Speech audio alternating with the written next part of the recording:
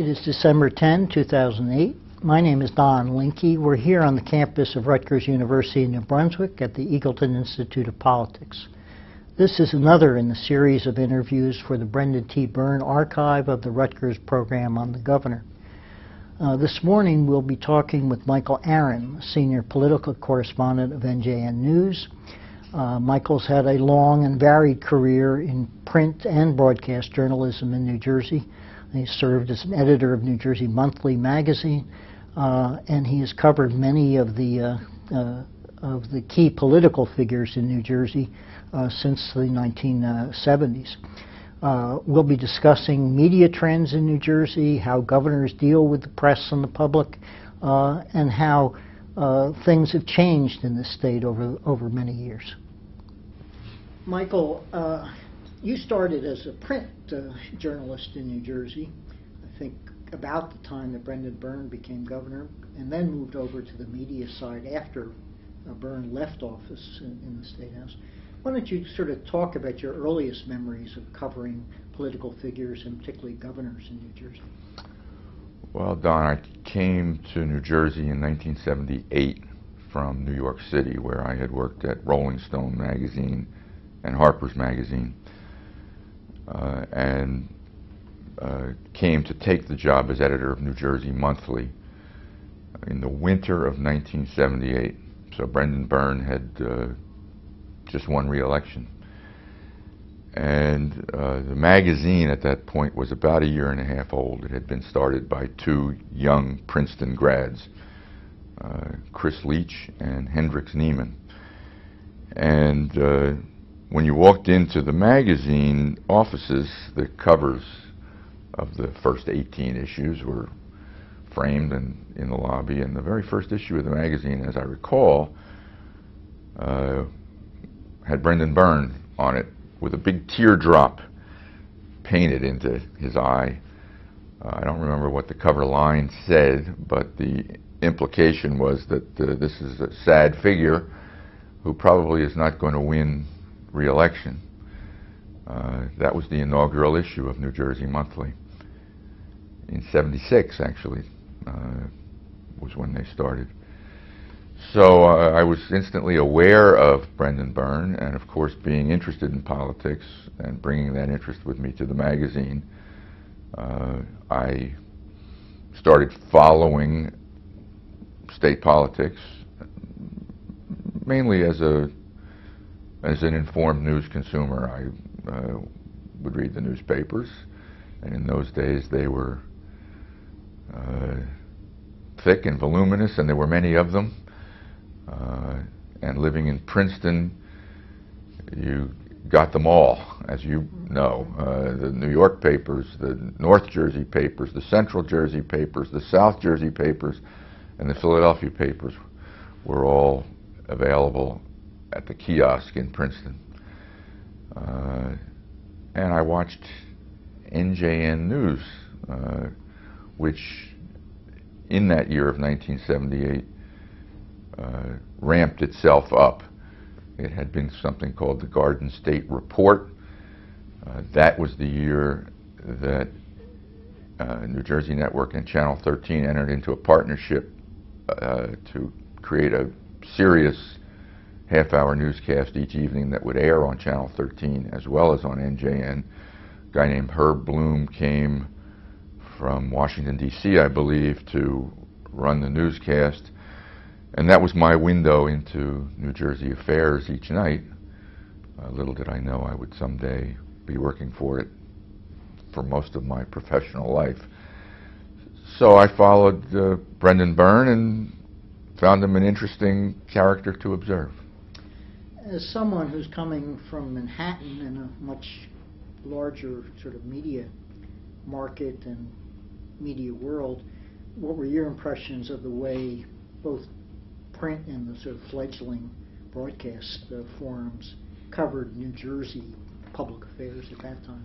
I was impressed with the newspaper coverage of state affairs, and impressed with many of the people I would subsequently meet who worked at the State House in various State House bureaus.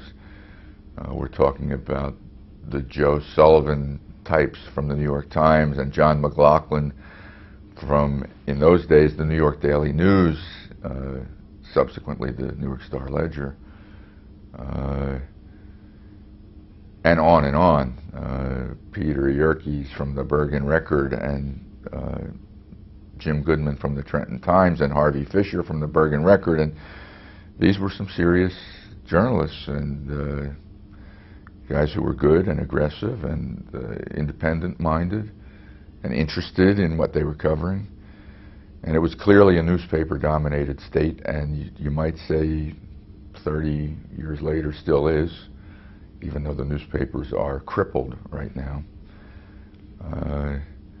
Other than New Jersey Network, which was created 10 years earlier during the Hughes administration to fill a broadcast void, in those days, television news out of New York and Philadelphia barely paid any attention to public affairs in New Jersey. They were interested in high crimes and misdemeanors or tragedies, but not the political life of the state very much. It was in that same time frame that a serious effort was begun to convince Channel 9 out of New York, which was moving some facilities to Secaucus, to become a New Jersey licensed station. I can't remember the name of the organization. The Coalition for Fair something. Broadcasting. For the Coalition for Fair Broadcasting, I think. I think, and I believe in the interview you did with Alan Sagner, he mentioned he was I believe, a leader or involved with that. I think he was. And they were successful through the offices of Bill Bradley, who was elected in '78, the year I arrived in New Jersey. Pressure was applied to Channel 9 to become a New Jersey licensee, and for a while, Channel 9, WOR, took New Jersey seriously and its role in the life of the state seriously, but let it slide over time. Well, just in terms of context, as simply as you can, because it's a fairly complicated topic, why don't you describe the sort of legal and broadcast situation in terms of Channel 9, Channel 13, which sort of led to the creation of what would become New Jersey Network, and why, and the licensing issues. Well, Channel 13, WNET, was technically licensed to Newark, New Jersey, going back into the 1960s, the early 60s. It may even be technically licensed to Newark, New Jersey today, I'm not sure. But in order to fulfill the FCC requirement that you devote some programming attention to the community in which you're licensed, WNET found it advantageous to partner with New Jersey Network in this half-hour newscast. NJN had been putting on a half-hour newscast called Garden State Report. At one point in time, its anchorwoman was Diane Betzendahl, who would subsequently become Diane Allen, I guess through marriage, and is today a state senator. But and Kent Manahan, who would become the longtime anchor of NJN News, was a street reporter on that Garden State Report. But when WNET and NJN partnered and upgraded the news organization and brought in talent from all over the country and put on a very good show and really set the mold by which we still operate today on NJN News. They created the template. It's been modified over the years, but they really set the bar that we try to jump over every night. It was that partnership, that marriage of convenience, that created what we know today as NJN News. And as I say, the Channel 9 situation came later, and it came probably in the early 80s. It took Bill Bradley a little while to get some clout in the U.S. Senate before he undertook that battle. And as it all starts coming back to me, I think it was called the Coalition for Fair Broadcasting, working with Bill Bradley, convinced Channel 9 to become the commercial broadcaster for New Jersey. NJN, of course, is a public television station, no advertising. So there was a niche for a commercial broadcaster. I would say today that niche is being filled by News 12, New Jersey. Channel 9 has forsaken its New Jersey orientation, even though it's still housed in Secaucus. Going back to the print situation when you came into the state, you mentioned some of the sort of leading reporters at the time who were covering public affairs. What were the reputations of the individual newspapers or the major newspapers in the state at that time? Newer Star Ledger was the dominant newspaper in New Jersey, as it still is, albeit in its crippled state today. It had the largest circulation. It had the largest staff. It was famous for having the largest State House bureau of any newspaper in America, a distinction I think it could claim for the next 30 years. Not anymore, but that's recent. That's as of this year and the famous buyouts of 2008. They used to have about 11 people in that bureau, 12. People like Dan Weissman, who I think we're talking to as part of this project, Vince Zarati, Kathy Barrett Carter, Bob Schwanberg, many others. And that newspaper was a very peculiar newspaper for someone like me, coming from pretty sophisticated media markets like New York City and Los Angeles prior to that. It was the most boosterish, hometown paper. It was edited by Mort Pye, a legendary figure in New Jersey media circles, a man with a squeaky high voice who answered his own telephone and who responded to pressure from the powers that be, and who observed sacred cows, and who covered this state more thoroughly than anyone possibly could imagine. Far more thoroughly than the paper did once he left it. Once Jim Wilsey came in and took it over and started exercising a much more discretionary editorial policy on what was news and what wasn't. When I got here, you could read about every planning board meeting of any consequence around the state. Somewhere in the Star Ledger. The county sections were huge. The number of reporters was huge. Every hearing of any consequence in Trenton got written about. It wasn't necessarily well written about. The issue wasn't necessarily well reflected in a news story, but it was written about. And so the thoroughness of the paper was so impressive and made it must-reading for someone who, like me, a magazine editor for the state, or in the state, who wanted to know what was going on and what the stories were, what was interesting. When you mentioned that Mort Pye responded to the, quote, powers that be, if I'm quoting you correctly, what did you mean? Business, politics, management? Both. Anybody who had any juice in the state, either politically or commercially, it is believed, could pick up the phone and say, Mort, that story you guys ran this morning was terrible. It was wrong. It painted a wrong picture, and you need to correct that. Or you need to drop that out as later editions of the paper. And the lore is, and I can't prove it, but the lore is that and it's to his credit in a way that if someone of some credibility said, you got it all wrong there, he was willing to listen. You know, where you draw the line there on caving into pressure or correcting a mistake, you have to consider on a case-by-case basis. There was I think he was a federal judge. There was somebody from New Jersey who was arrested in Washington, D.C.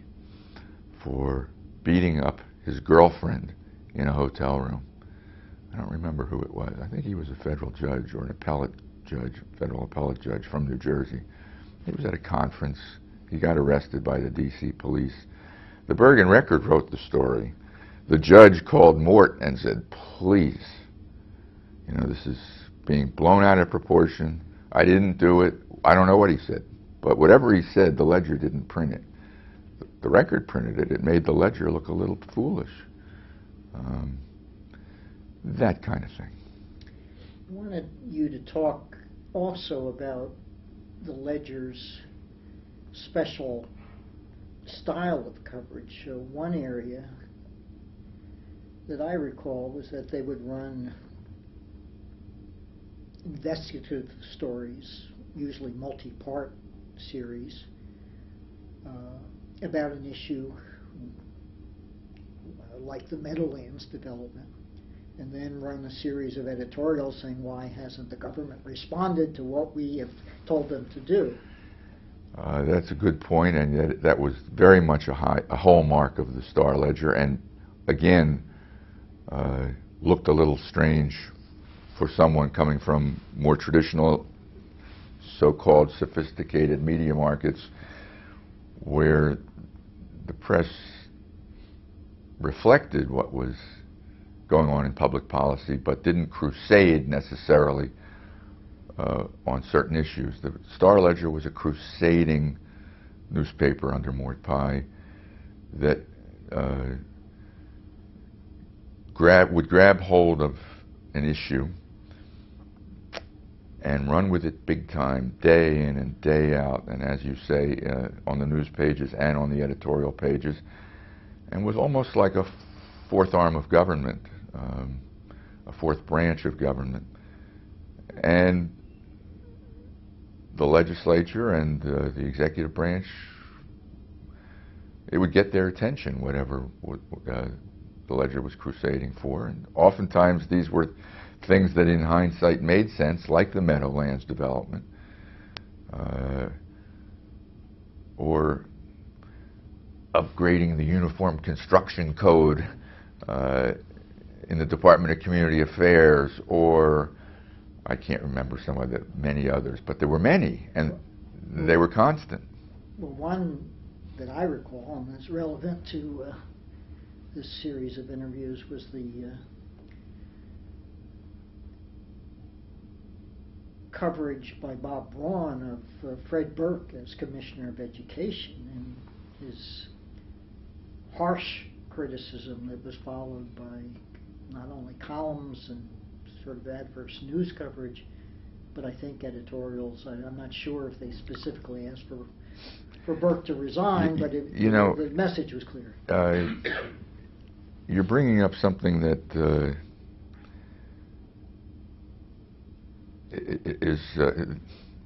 that had a lot of impact on me 10 years later. Fred Burke preceded me. He was mid-'70s, early '70s, Abbott v. Burke era. But 15 years, 20 years later, when Christy Whitman announced that she was abolishing the Department of Higher Education, Bob Braun, who was still the education writer of the Star Ledger, went on a rampage. And you're reminding me that there was like a three-pronged approach in those Ledger crusades, not just news coverage and an editorial, but columns by the news writer, opinion columns. So that in 1994 or 95, when Christy Whitman, as a means of streamlining government, said we don't need the Department of Higher Ed anymore, Braun took her on in a way that I have never seen a journalist take on a high public official. It became a running battle for months. On the front page, on the op-ed page in a Bob Braun column, and on the editorial page in an unsigned editorial, where Braun was saying, in essence, Governor, you don't know what the hell you're doing. You're taking a backward step here. And it was one of the most interesting political struggles of the Whitman era.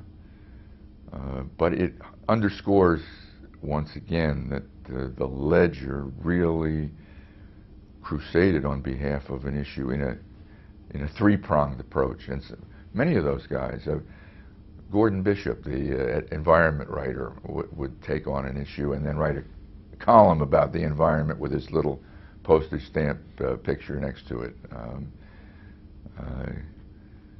Gordon Bishop, who would remind you, if you were a young reporter in the State House, as I was in those days, of every award he'd won for his journalism. Quite a character. That was the Ledger. It's not the Ledger of today. It's a better newspaper. I think today it's a sharper newspaper, but it was certainly a powerful force in the state dialogue. To the extent that you know, or simply on the basis of sort of gossip among the State House press corps, under Pye's sort of oversight, did the Ledger reporters essentially have free rein without much editorial control? It was a writer's newspaper in those days, and it became, under Jim Woolsey, an editor's newspaper. That's a shorthand way of saying that the copy editing and the conceptual editing was looser and weaker in the Mort Pye era, and a reporter had much freer rein than in the Woolsey era, where again, through the gossip mill, reporters had to convince editors of angles on stories and of reasons for writing things a certain way. It was much more heavily edited newspaper under Woolsey than under Mort Pye, and covered, and much less thorough. I mean, what you gained in editorial sharpness, you lost in editorial breadth. There weren't as many articles anymore. The coverage of Trenton, under Mort Pye, there used to be Action in Trenton, a banner, and every committee hearing or every bill of any meaning whatsoever got mentioned.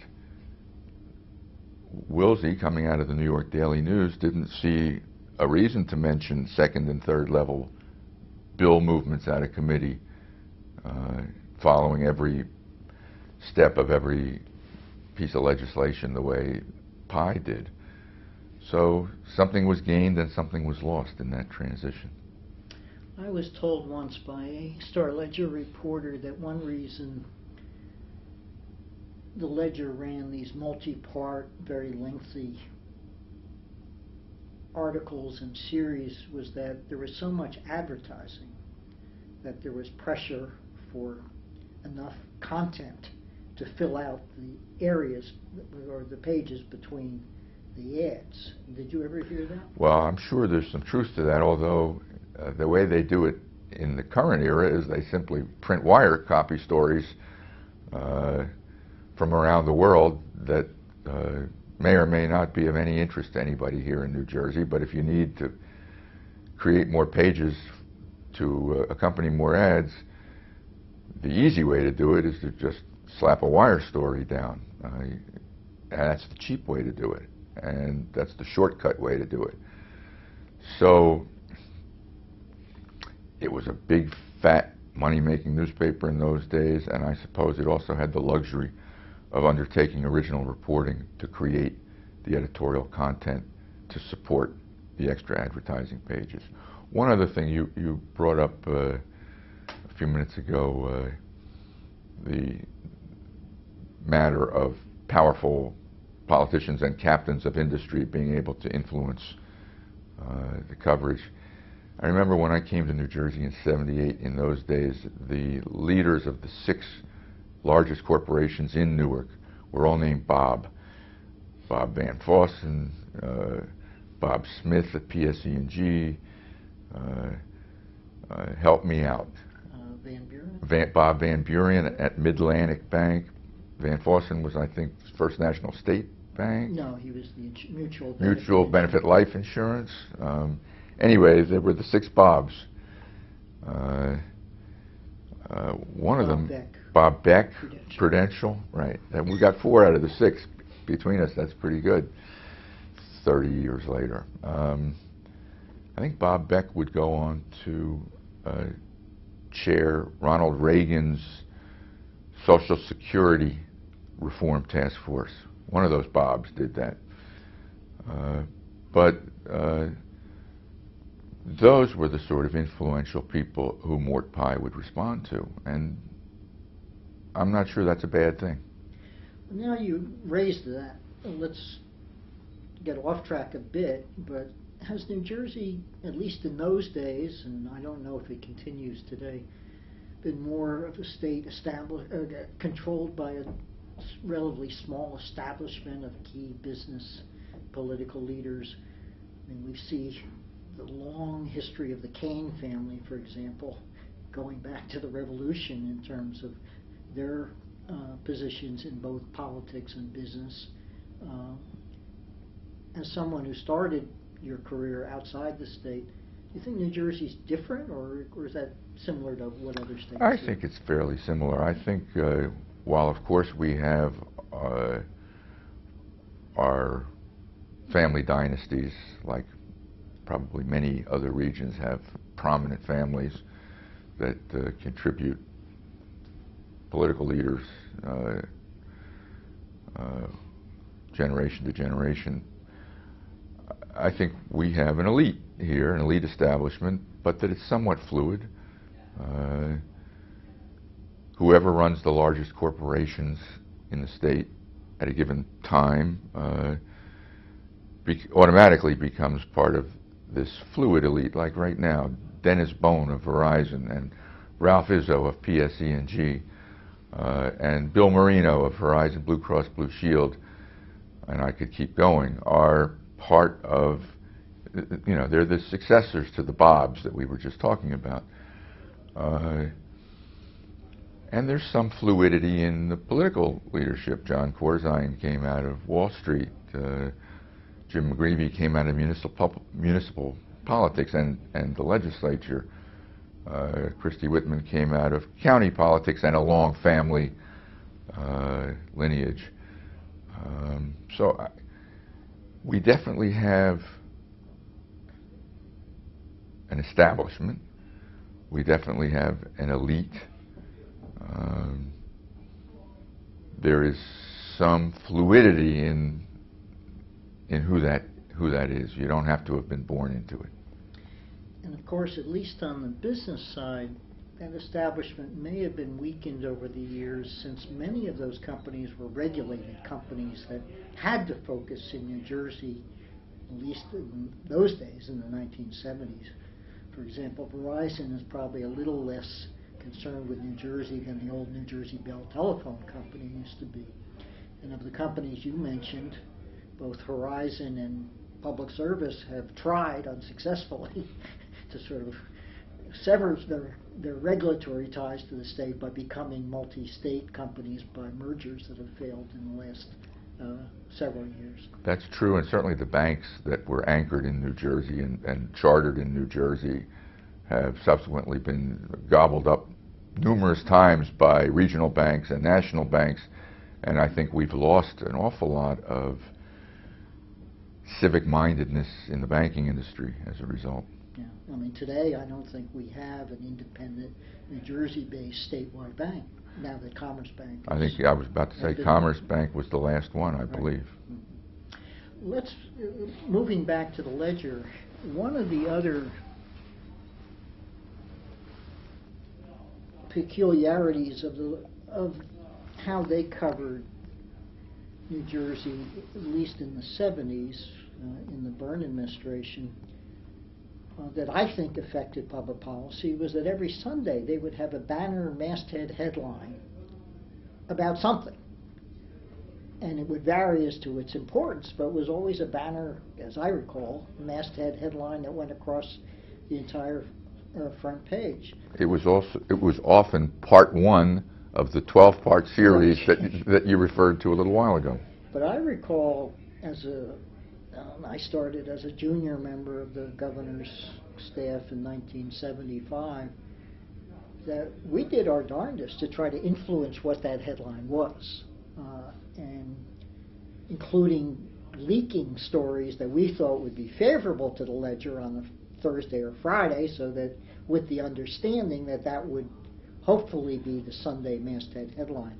I understood from others that annoyed the rest of the press corps immeasurably. You're absolutely right. I'm glad you brought it up. It's another piece of the whole Star-Ledger legend, which is that, of course, it was a good newspaper. It was fed material constantly by decision makers. There was almost an implied deal. Give it to the Ledger exclusively and you'll get prominent play in the Ledger. Release it generally and the Ledger might punish you by burying it. The Ledger played that game big time in the Mort Pye era and probably to some degree still does. Josh Margolin is the star reporter of the Star-Ledger in terms of politics and government in this era. God knows who gives him some of the material. He came out this season with John Corzine's private poll on John Corzine's political standing, which he writes was leaked to him by someone close to the governor. And you have to wonder whether it was with the governor's blessing or not, but that still goes on. It bred a lot of resentment among rival reporters, both print and NJN. NJN sort of, in its own way, even though it's a broadcast outlet, competes with the State House Press Corps, the print press, for fresh news and fresh takes on issues and scoops. So the people I referred to earlier, the top line, Bergen Record, Asbury Park Press, Mark Magyar at the Asbury Park Press, Philadelphia Inquirer, Bergen Record, New York Times, Home News, Tom Hester used to be with the Home News back in those days, Tom Hester Sr., who would then go to the Ledger. All these people, I think, really resented that Dan Weissman and Vince Zarate were being fed constantly by you people. Well, somewhat more briefly, let's move on to a couple of the other major newspapers and their backgrounds, styles. Bergen Record and the Board family, which is still active in management of the newspaper. What are your recollections? Great newspaper. I love the Bergen Record. I don't love it today. It's I keep using the word crippled. It's not what it was. It still has some of the spirit that it had 25 and 30 years ago, but without the resources. It was a terrific newspaper when I got here. Intelligent. John Schur was one of the young reporters at the Bergen Record in those days. Very intelligent, sophisticated, aggressive, liberal, entrepreneurial, a lot of enterprise reporting, a lot of fresh reporting. 10 years after the Byrne years, during the Kane years, the Bergen Record published a series called The Politics of Greed that I think may be the best series on how the legislature was full of conflicts of interest that's ever been done in the state. Now, the Gannett papers in the 2000s, in the McGreevey era, did similar work, and comparable in scope. I mean, day after day after day, multi-part series on legislators' conflicts of interest. But it wasn't quite as sharp as this record series, I think around 1988. Stuff like how the chairman of the Senate Insurance Committee also had insurance clients in his law business and so on. Very well reported. Whole bunch of legwork, weeks worth of work, months worth of work. That was the Bergen Record. I did an interview with Bill Bradley in 1987, public television, hour-long interview. And to prepare for it, I spent 3 weeks in the library of the Bergen Record, reading clips. Another luxury that doesn't exist today. Nobody spends 3 weeks preparing for one interview at NJN anymore, but in those days you could. So I read every scrap of reporting and editorializing that the Bergen Record did on Bill Bradley over the course of a decade. And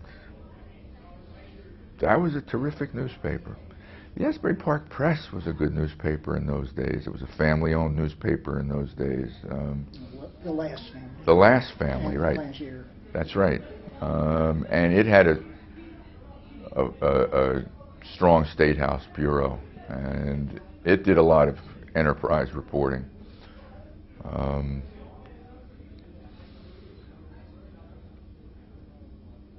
The Trenton Times was a good newspaper, real good newspaper in those days.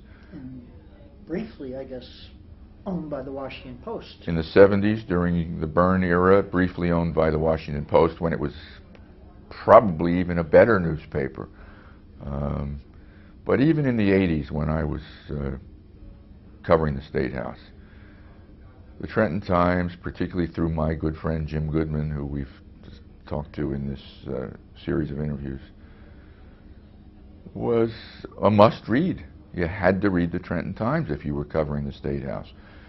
Goodman always had a fresh perspective on things and did a lot of original reporting. And he wasn't the only one. It's escaping me who else were his colleagues over the years, but he had good colleagues.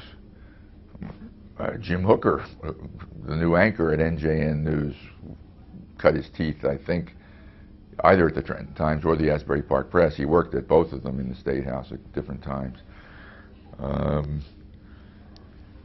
Charlie Stile, the columnist at the Bergen Record today, I think was a Trenton Times reporter in the 90s. But not to mention the New York Times and the Philadelphia Inquirer, which did terrific jobs of covering New Jersey. And the New York Times has let it all slip away. And the Philadelphia Inquirer continues to take a stab at it, but mainly out of the Cherry Hill Bureau and not out of a State House Bureau.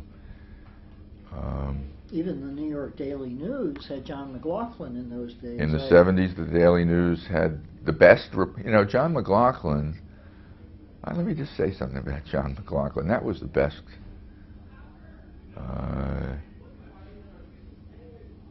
Certainly the best columnist this state has seen in 35 years. Not at the Daily News necessarily, or I didn't read him in those days. He was at the Daily News before I got here in '78.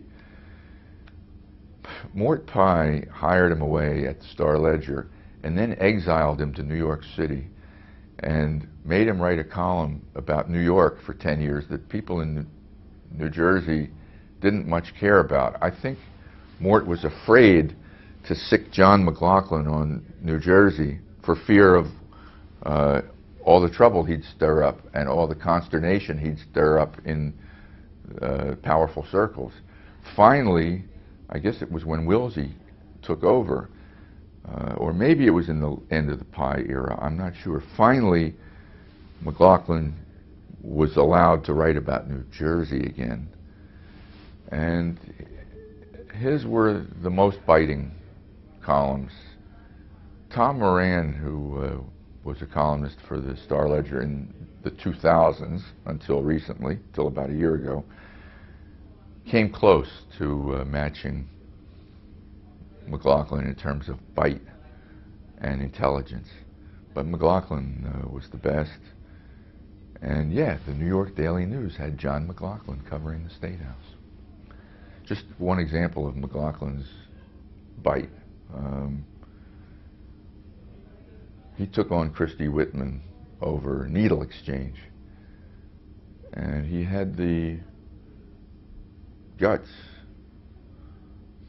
to say, Governor, as a result of your unwillingness to embrace needle exchange for drug addicts, people are going to die. This governor we have now is consigning people to death. That was strong stuff, and he did it again and again and again, repeatedly. Didn't get her to change her policy. Did get the state to do away with the HOV, high occupancy lanes on I-287. One of his more frivolous crusades, but a crusade nonetheless. He wrote about it for months and finally convinced the powers that be in the governor's office and the state transportation department that they had screwed up by creating these HOV lanes that snarled traffic on the other lanes. I guess he lived right off of 287 in Morristown and had a personal interest in that issue. But John McLaughlin is one of my heroes. Perhaps another example of the influence of the out-of-state press at that time in the 1970s was the role that the New York Times played in Brendan Byrne's career, in his political advancement. He's described in his interviews with you how Ronnie Sullivan started to cover him, to write about the mafia tapes that said that Byrne was the man who couldn't be bought.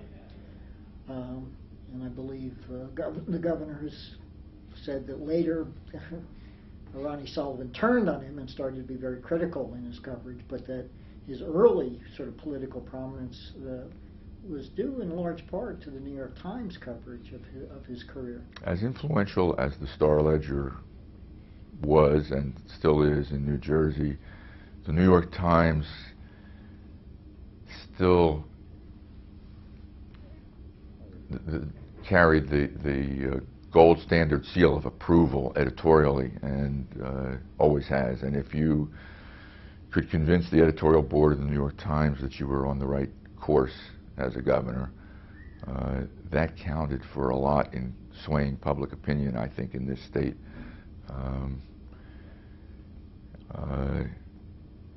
The era you're talking about where Ron Sullivan embraced Brendan Byrne precedes me, so I can't speak to it exactly. But there was Joe Sullivan at the New York Times who covered the State House daily and diligently, and I always marveled at the Joe Sullivan news stories. You would talk to Joe Sullivan at the State House and he'd tell you everything that was really going on, but then you'd read him the next day and he would do a kind of by-the-book report on votes and quotes, and none of the backstory would get into his pieces. He was one of those journalists who believed in just the facts, ma'am. So I always felt that unlike Jim Goodman, who in the Trenton Times, who would tell you everything he knew and even some things he didn't know. He'd even speculate. I always felt that Joe Sullivan in the New York Times was telling you 10% of what he knew. And the other 90% you had to have a drink with him to learn. Before we move on, there may be a couple other papers with sort of special niches that we might just talk briefly about. The Jersey Journal and the Trentonian.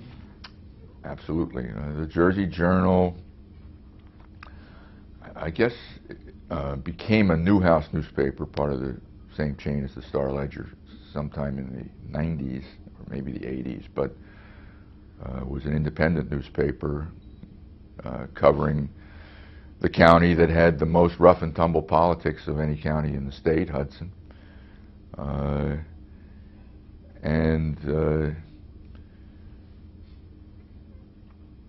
As someone with a state focus myself, I didn't see the Jersey Journal every day. I think few people outside Hudson County saw it. I remember as a member of the governor's staff, I used to like to talk to the Jersey Journal because you knew you probably wouldn't get in trouble. No one else would read the article. Right. And to the Jersey Journal, Hudson County politics was everything, not Trenton politics. If you wanted to know something about Hudson County politics, you read the Journal. And Peter Weiss was the great political reporter of the Jersey Journal. And I often, if I ever did a story for NJN News on some Hudson County political matter, I'd try to interview Peter Weiss, because he was so knowledgeable about where all the bodies were buried and who hated whom and why. The Trentonian carved out a niche that it still occupies as New Jersey's one tabloid, a la the New York Post and the New York Daily News. Even a little more tabloid than them, even a little more outrageous than them. Two things spring to mind about the Trentonian. Back in the late Byrne years, I believe, or the early Kane years, an insane woman committed a murder and cut the head off of her victim, who may have been her daughter, and left the head on the State House steps. Well, the Trentonian went nuts for days. This was definitely in the 80s now, I remember. Actually, I think Harold Hodis, Governor Byrne's chief of staff, opened the bag and found the head. Did he really? Well, I know that this headline, the headline I'm about to recall, was in the 80s because we featured it in a end of the decade piece. But after weeks of writing about this crime, somebody did an autopsy on the head and found that it was HIV positive, and the Trentonian said, "Head had AIDS." That was the Trentonian. The other thing about the Trentonian was that it crusaded mercilessly against County Executive Bill Mathesius. Bill Mathesius was one of the most colorful politicians I've ever covered. He's now a judge, and he's a colorful judge who gets into trouble. Soon to be an ex-judge. Soon to be an ex-judge by retirement or by forced retirement? By forced retirement, okay, because the Governor Corzine declined to reappoint him. Well, he has a hot temperament and provocative speaking style, and I said a few things to get himself in trouble on the bench, but he and the Trentonian had a running battle for a year or two that was just fascinating, so much so that I did a whole half-hour program once at NJN on the battle between Mathesius and editors of Trentonian. I had them each on camera bad-mouthing each other for half an hour. That was the Trentonian, and the Trentonian is still quite provocative in its front page. Why don't we take a short break? Yeah, Michael, we've discussed your recollections of the mix of reporters that covered New Jersey in those days. Any other thoughts before we move on to another topic? Yes, it occurred to me that in addition to those newspapers that we've discussed, and there was also the Atlantic City Press and the Elizabeth Daily Journal and the Morristown Daily Record and others, there were two wire services back in those days covering the State House, the AP and UPI. UPI, which ceased to exist in the 80s, I believe, had a guy named Jonathan Landay. I don't know if you remember him, but he would go on to considerable prominence as one of the two reporters at the Knight Ridder chain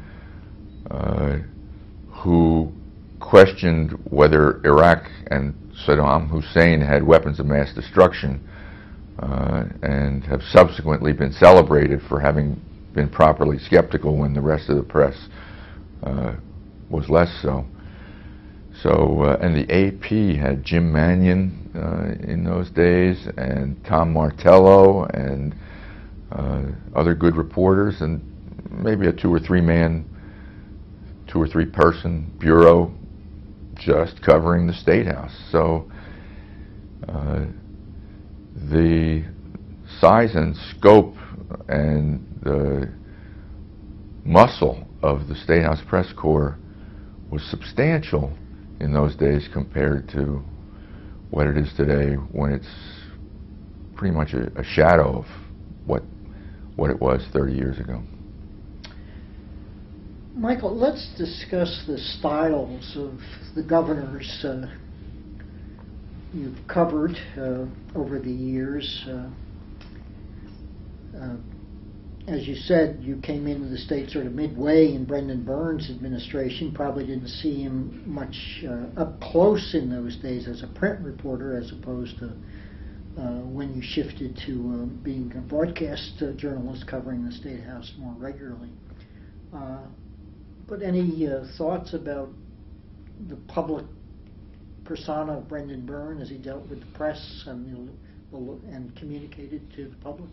By the time I arrived in New Jersey, 1978, Brendan Byrne was a fairly well-established brand and a big success, having just won a second term.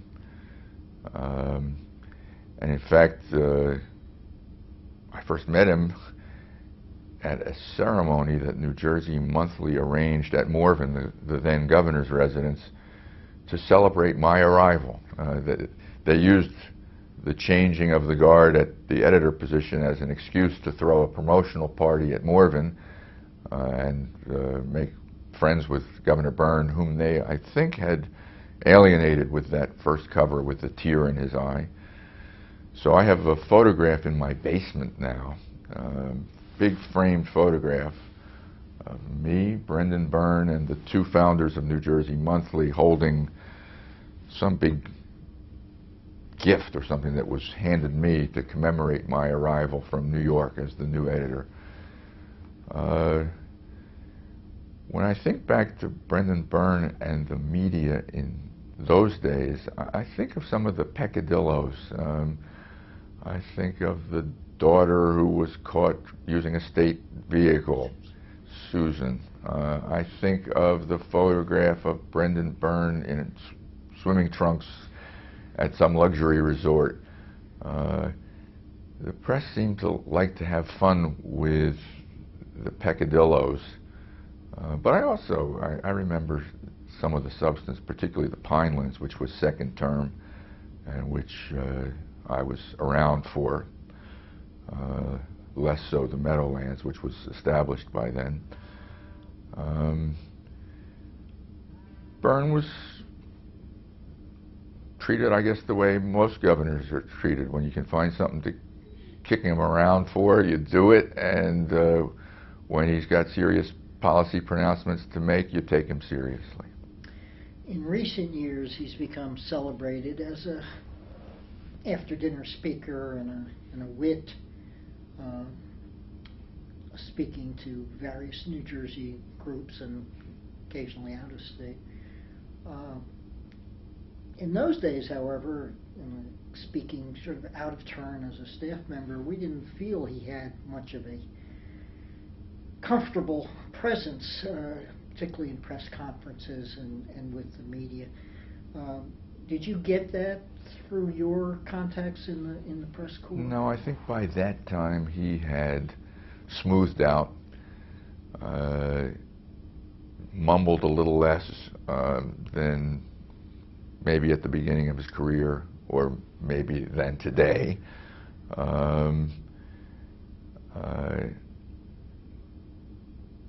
Had already made an indelible impression with one remark in one speech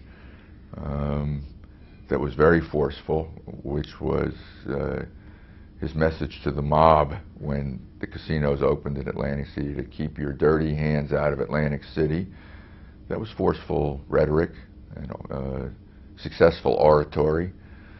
I didn't cover him on a daily basis. I didn't attend the press conferences. I only saw what made it into the media. And I thought he was a fairly effective speaker and leader by that point in time.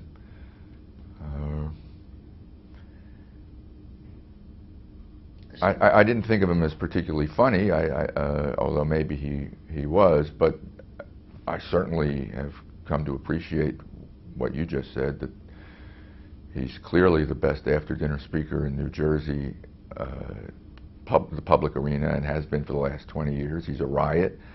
I've done a half-hour special on the wit and wisdom of Byrne, in which I took some of his best jokes. I tell Byrne jokes sometimes in my own public speaking engagements, and sometimes they fall flat, which has convinced me that it's not just the joke, it's the telling. He's got such a wonderful delivery of his own material, it doesn't translate necessarily that well. Again, stepping out of my role as interviewer, my own feeling was that when he won re-election in 1977, he gained a significant amount of self-confidence in his presentations with the press and the general public, and that it made a world of difference comparing the Byrne from the first term to the second term. That would make sense. I think governors, like other human beings, are complex creatures who have self-doubt, some, and a boost like that re-election may well have made him a more commanding presence. Let's move on to some of the other governors and contrast them to the extent that you're able with Byrne or other governors in terms of style, as speakers or as communicators, or as they deal with the press, either on a day-to-day basis or more formal press conferences. I'd like to talk about Tom Kane because I first met Tom Kane when Byrne was governor at Morven. There was some kind of event on a Sunday at Morven, and I pulled into the parking lot in the back. I had been in the state maybe a year, maybe it was 1979, and I'd heard about this guy Tom Kane who wanted to run for governor in '81. And I got out of my car and somebody else pulled in, and I recognized him from the newspaper photos. It was Tom Kane, and I introduced myself. I was struck at how awkward this man was. I said, "This is not a governor. This man's never going to be governor." Physically awkward? Just one of these people who didn't seem entirely comfortable in his own skin. Yes, physically awkward, and socially awkward. A little shy, a little self-conscious in presenting himself to a stranger. Pleasant, very pleasant, but not prepossessing, not instantly impressive. And I remember saying to myself, this is the guy who the Republicans are projecting as their governor in the 80s? I don't think so. Flash forward 30 years, and I think Tom Kane is one of the great statesmen, if not the statesman of New Jersey today.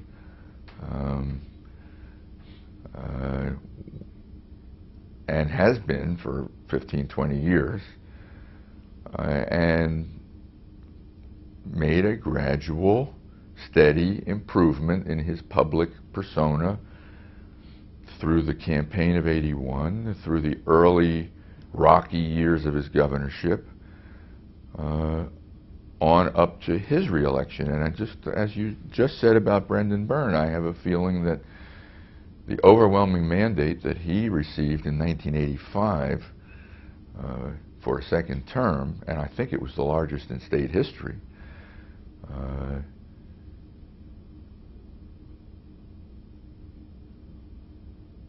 I think boosted that man's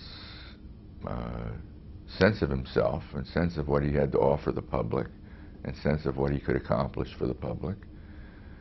And I watched him over those 8 years, and him I did cover daily. I watched him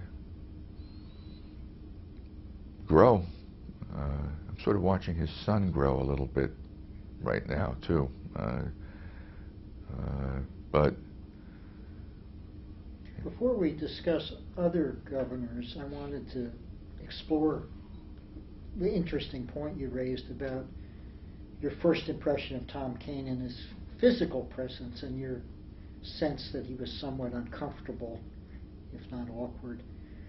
How important is that? I mean, Brendan Byrne also, I think, shared some of those qualities in the sense he wasn't the natural extrovert that some predecessors like Richard Hughes were famously described as being so comfortable in dealing with people and also having a physical presence.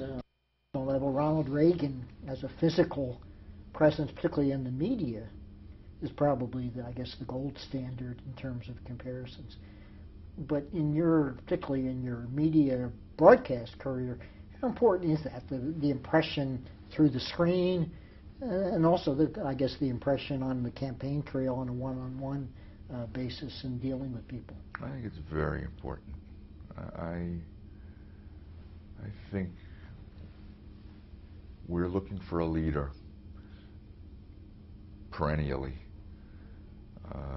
and when we're sizing up people for leadership positions, one of the things you can't even help but gauge in your own mind is, does this person carry himself or herself like a leader?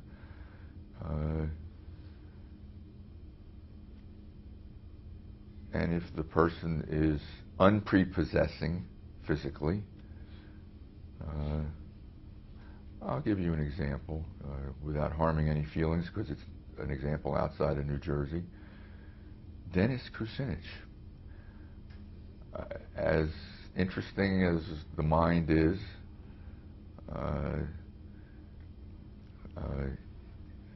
as left-wing as the positions are, if that's your predilection, it's hard to imagine America ever electing a man who carries himself, who looks like that and carries himself like that. And I think you can go closer to home and look at George Bush and Al Gore in 2000 and say that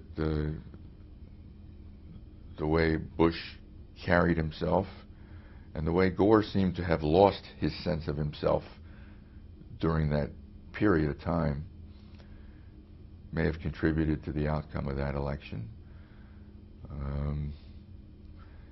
So bringing it back to the New Jersey governorship,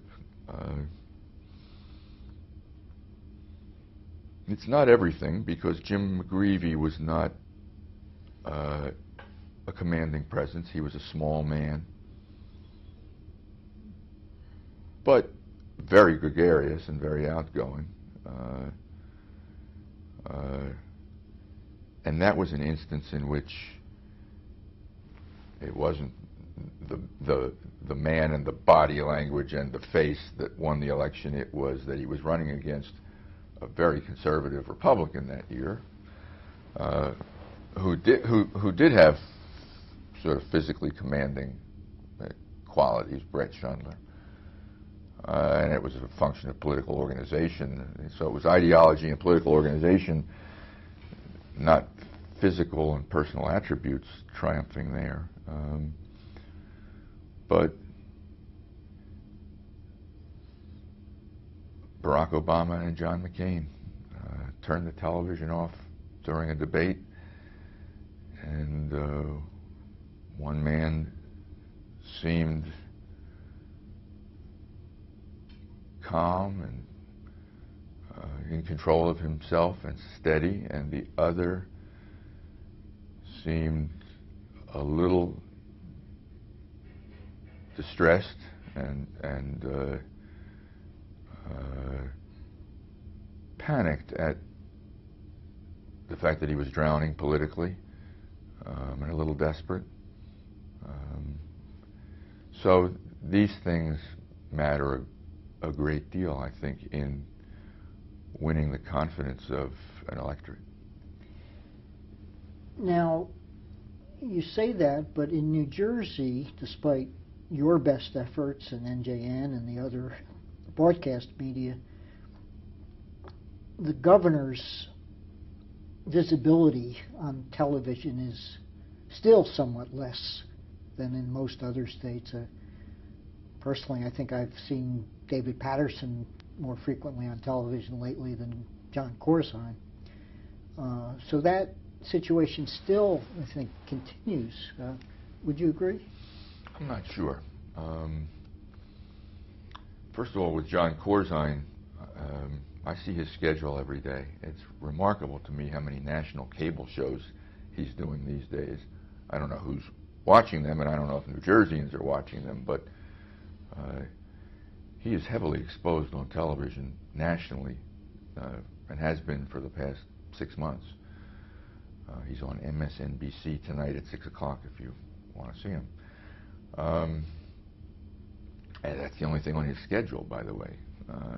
There are days when a national cable appearance is his only scheduled event. I think during an election campaign, the New York and Philadelphia media do come over and cover the race enough that New Jersey citizens have a pretty clear sense of who the candidates are. And their own TV commercials, which flood the airwaves, also carry visual imagery of them. So I don't think these guys are underexposed by the time Election Day rolls around the way they may have been in the 70s. Of course, when they're doing the campaign commercials, they have the ability to structure them and to script them and to present their image in the most favorable light, which is somewhat an artificial experience, I guess, compared to the day-to-day image they give to people they meet on the street or deal with in press conferences and the like. Absolutely. And I think the public discounts that image considerably because they know it's paid advertising and it is artificial. I think the public will trust its own instinct when it's looking at a soundbite from a press conference on a news clip more than it will trust that image of the candidate patting the heads of a group of school children in the TV spot. And of course, I think Byrne has attributed much of the success of his 1977 re-election campaign to the series of commercials that he ran, essentially confronting the income tax as an issue and explaining to the best he could as to what his position was. So those campaign commercials do get a message, and also I think give a feeling of either honesty or trust that the public can... They're certainly a part of the mix, an important part of the mix, no question about it. Let's go back and continue our little chronology of New Jersey governors. Anything more you'd like to discuss about Tom Kane? Yeah, there's one story I'd like to share that I enjoy. It's a little press inside kind of story. Tom Kane's press secretary was Carl Golden, one of the colorful characters at the State House over the past 30 years. He would go on to be press spokesman for both Chief Justice Robert Wilentz and for Governor Christie Whitman. And Carl was an intimidator. Carl's way of dealing with the press was to bark at you and make your life difficult and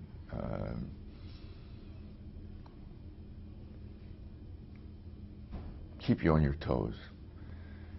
And it took me about 10 or 15 years to get over my sense of intimidation in his presence. It took me about 10 or 15 years to feel myself on his level and able to talk back to him. Somewhere along that line, I was down somewhere maybe 8 or 10 years into my tenure. I was covering the scandal of the day, whatever it was, at the State House, and asked to speak to some administration official about whatever it was. And Carl said, "That's not a story." I said, "Well, that's the story I've been assigned today. We want to follow up on that. We saw it in the paper this morning." He said, "Michael, that's not a story. That's crap.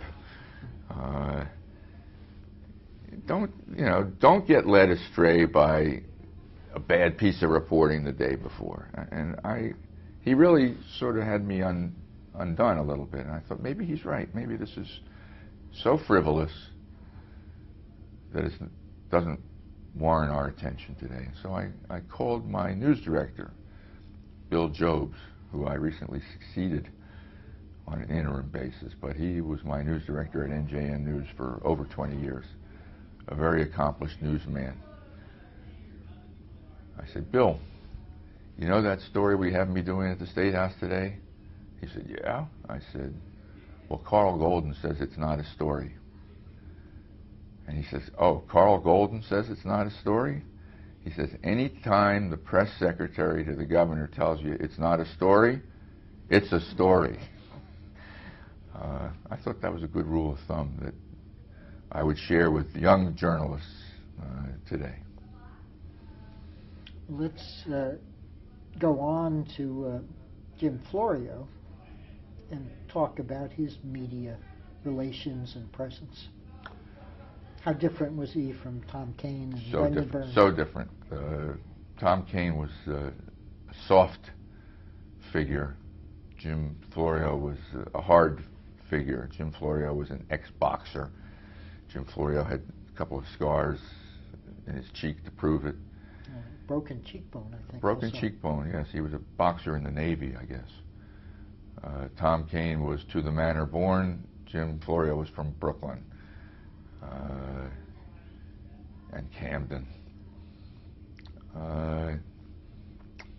And Tom Kane used to like to schmooze with anyone on the campaign trail, with the public, often with the press. Jim Florio was not as good a schmoozer. Making small talk with Jim Florio was never easy. So what came through was a serious-minded, tough,